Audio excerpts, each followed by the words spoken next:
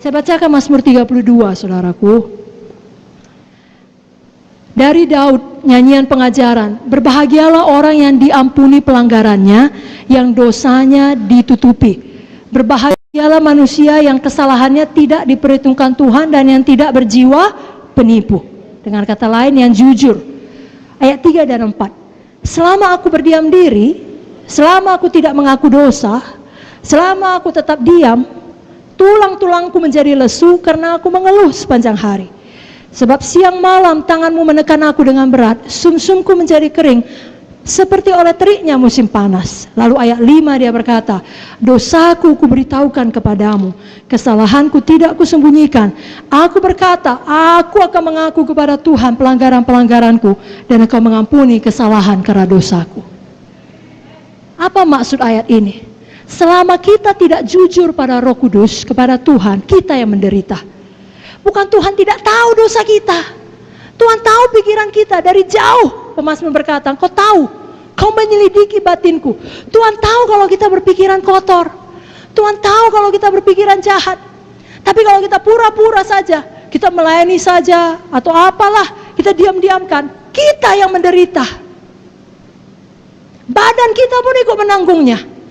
Lalu Daud berkata, dosaku kuberitahukan, dan Tuhan mengampuni. Tuhan memulihkan. Jadi malam ini saudaraku, saya ajak kita untuk jujur pada Roh Kudus. Apakah kita cintakan uang? Apakah kita tidak sungguh-sungguh melayani KKS kita? Kasih kita telah menjadi dingin. Kita nggak peduli, datang nggak datang, situ kau, aku pun punya hidup. Aku pun perlu cari makan. Sudah dihubungi, aku sakit, doakanlah aku. Iya, aku doakan, tapi nggak kita doakan. Tapi kita nggak jujur di hadapan Tuhan. Malam ini jujurlah.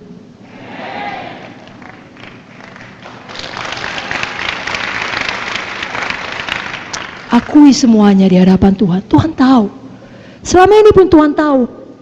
Tapi waktu kita jujur, kita melepaskan diri kita. Lalu mulai dengan setia ikuti proses pemulihan saudara dari ikatan dosa itu. Karena sama seperti saudara tidak terikat dalam satu hari, kan? Betul? Betul? Tidak ada orang dalam satu hari langsung terikat narkoba. Tidak ada orang dalam satu hari terikat pornografi. Nah, kerap kali proses pemulihan pun ada, perlu waktu. Saudara setia di dalamnya. Apa kata Roh Kudus, saudara ikuti. Mari tutup mata saudara, angkat tangan saudara. Tidak usah pedulikan kiri kanan, katakan dengan jujur, Roh Kudus, Kau begitu mengasihi saya. Saya mengaku semua dosa saya. Kau tahu Tuhan, dosa pikiran, dosa perkataan, dosa perbuatan. Saya akui semuanya. Saya tidak sembunyikan. Saya tidak mau lagi hidup dalam gelap. Saya tidak mau berbohong. Saya tidak mau marah. Ampunilah saya selama ini. Saya sering tidak menyadari Kau hidup di dalam saya. Saya sering mengeraskan hati saya dan menduka citakan Engkau. Tapi mulai hari ini saya bertobat, saya berbalik, saya terima pemulihan, saya mau patuh kepadamu, saya mengasihimu dengan segenap hati saya dan dengan tindakan saya.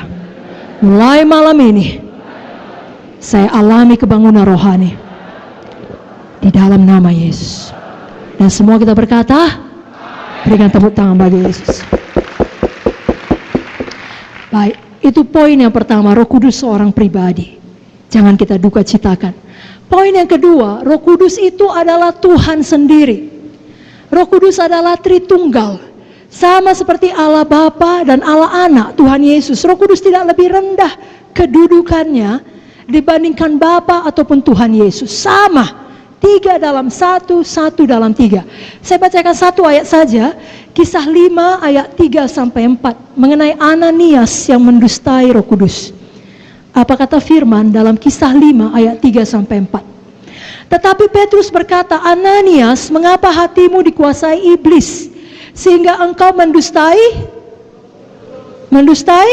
Roh Kudus dan menahan sebagian dari hasil penjualan tanah itu?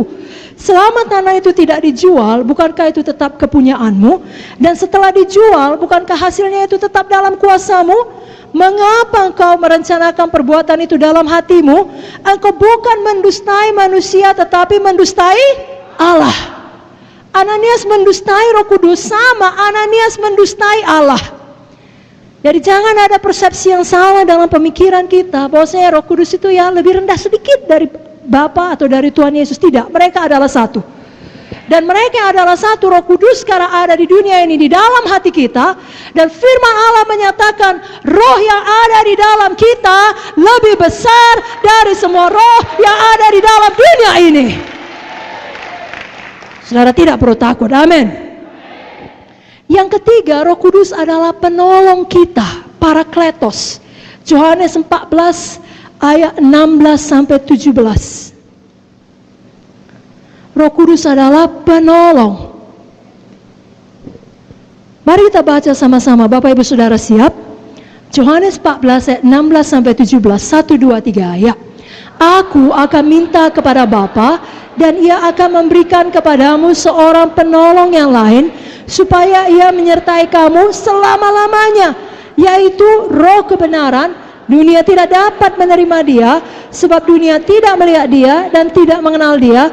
Tapi kamu mengenal dia, sebab ia menyertai kamu dan akan diam di dalam kamu. Di dalam kita, di dalam saudara. Ada Tuhan di dalam saudara. Ada Roh Kudus di dalam saudara. Seberapa berat pun perjuangan saudara, dia tidak pernah meninggalkan saudara. Dia ada di dalam saudara untuk menolong saudara. Untuk menolong saudara.